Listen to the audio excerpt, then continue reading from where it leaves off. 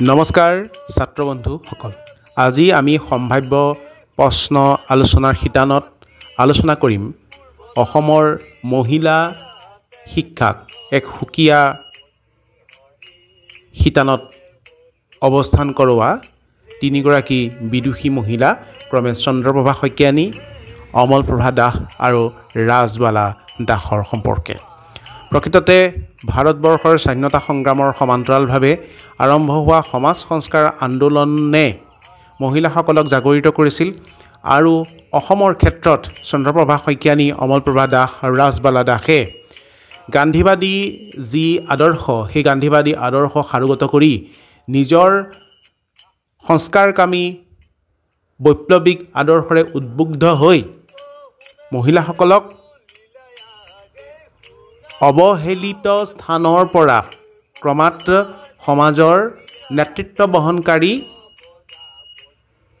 স্থানলৈ উত্তৰণ ঘটোৱাত অহোপুৰুষাৰ্থ কৰিছিল। এতিয়া আমি যদি কথা পাতোঁ যে কিদৰেনো মহিলা সমিতিসমূহে নেতৃত্ব লৈছিল, সেই ক্ষেত্ৰত 1920 চনত প্ৰাদেশিক মহিলা সমিতি গঠন হোৱাৰ আগতেই অসমত বহুতো মহিলা সংগঠন গঠন হৈছিল। ইয়াৰ ভিতৰত 1916 চনত ডিব্ৰুগড়ত গঠন হোৱা সেৱক মহিলা সমিতি আছিল অন্যতম। আৰু এইখিনিতে 1920 চনৰ আশে-পাশে কেইবাখনো চৰকাৰী মহিলা শিক্ষানুষ্ঠান, চৰকাৰী বালিকা বিদ্যালয় গঠন হৈছিল। এই সম্পৰ্কে তোমালোকে চাবা, কাৰণ মই ইতিমধ্যে এই সম্পৰ্কে অন্য এটা ভিডিঅ'ত আলোচনা কৰিছোঁ। এতিয়া অসমত এই নাৰী শিক্ষাৰ ক্ষেত্ৰত আগৰণুৱা ভূমিকা লোৱাৰ ক্ষেত্ৰত বহুতো বাতৰি কাকত, আলোচনীত বিভিন্ন প্ৰবন্ধ লিখা হৈছিল আৰু সেই প্ৰবন্ধসমূহে সেই সময়ৰ শিক্ষিত যিটো চাম আছিলে, সেই শিক্ষিত চামটোক নাৰী শিক্ষাৰ ক্ষেত্ৰত যে তেওঁলোকে কিছু ভূমিকা ল'ব লাগে, সেয়া তেওঁলোকৰ মন গহনত ক্ৰিয়া কৰাৰ পৰিপ্ৰেক্ষিতত এই অনুষ্ঠানবোৰৰ জন্ম হৈছিল। আৰু তাৰ ভিতৰত অন্যতম আছিল এই অসম প্ৰাদেশিক মহিলা সমিতিৰ বেনাৰত যিবোৰ নাৰী শিক্ষা কেন্দ্ৰিক বা নাৰী জাগৰণ কেন্দ্ৰিক অনুষ্ঠান, সেইসমূহ। এতিয়া এই পাঠটোত কোনকেইটা ইম্পৰ্টেণ্ট আছে সেই সম্পৰ্কে যদি আমি আলোচনা কৰোঁ, তেন্তে ইম্পৰ্টেণ্ট হ'ল চন্দ্ৰপ্ৰভা শইকীয়ানী। তোমালোকে চন্দ্ৰপ্ৰভা শইকীয়ানীৰ অসম বা অসমীয়া নাৰীৰ উন্নতিৰ ক্ষেত্ৰত চন্দ্ৰপ্ৰভা শইকীয়ানী কি ভূমিকা লৈছিল সেই সম্পৰ্কে তোমালোকে বিতংভাৱে লিখিব লাগিব। হয়তো এইটো পৰীক্ষাত আহিব পাৰে। মই যিসকল আমাৰ যি দুগৰাকীৰ কথা কৈছোঁ মহিলা, সেই কেইগৰাকী সম্পৰ্কে তোমালোকে ভালকৈ চাবা।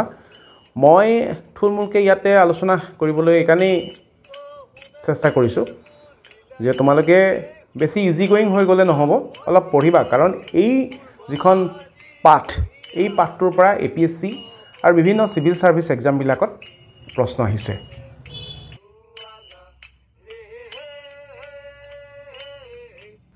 অমলপ্ৰভা দাস বা ৰাজবালা দাসৰ ভূমিকানো কি আছিলে সেই সম্পৰ্কে গোটেইখিনি চাবা। সকলোৱে কৈছে যে ইম্পৰ্টেণ্ট কুৱেশ্যন দিব লাগে। Actually I don't have any idea about what type of questions will come in our upcoming examination. I don't have any special idea for all this, but I hope questions will be come from this discussion. And one of our students texts me that he or she wants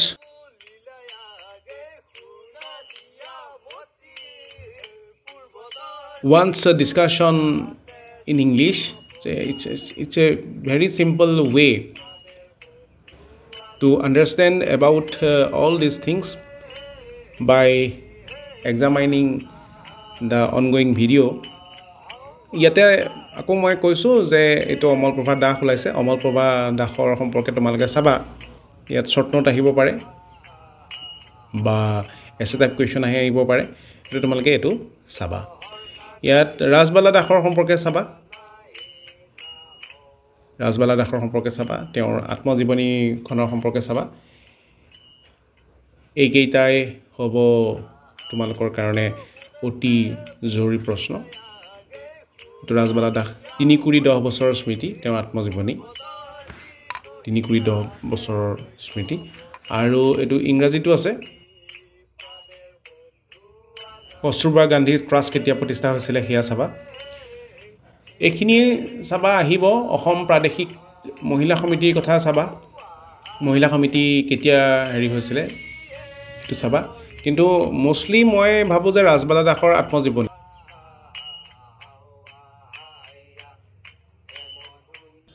এইখিনিকে চাবা মোৰ বোধেৰে সকলোৰে পৰীক্ষা ভাল হ'ব চিন্তা কৰিব নালাগে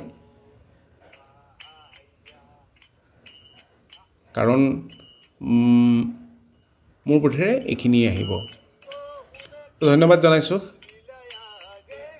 মই পাৰ্যমানে তোমালোকক দিবলৈ চেষ্টা কৰিছোঁ যিখিনি আছে গতিকে এইখিনিয়ে চাবা এইখিনিয়ে যথেষ্ট হ'ব কাইলৈ পৰহিলৈ পৰীক্ষা গতিকে ভালকৈ পঢ়া তো অসম লেখিকা সমাৰোহ সেইটো চাবা so this is all for your upcoming examination so thank you for watching this video but my humble request to all of you that kindly go through the books I know that you don't have the books most of you people are using ChatGPT where the data are mostly vague or wrong so I request you people so kindly go through the books which you have been with you and those who are not aware of this kind of thing I have nothing to say more for these dear sirs